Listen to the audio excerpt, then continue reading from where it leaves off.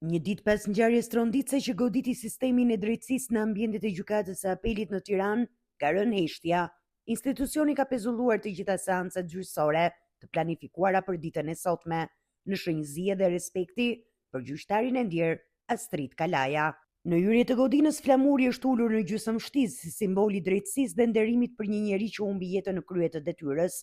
Brenda ambienteve të gjykatës, kolegët dhe punojësit e drejtësisë janë përfshirë nga tronditja dhe shoku pas ngjarjes së rëndë që ndodhi vetëm një ditë më parë. Astrid Kalaja u qellua për vdekje me armë zjarri nga 30-vjeçari Elvis Shkambi gjatë një seance gjyqësore në sallën numër 3 të gjykatës së apelit të juridiksionit të përgjithshëm. Ngjarja ndodhi në sy të pranishmëve, duke shkaktuar panik dhe alarm të menjëhershëm në institucion.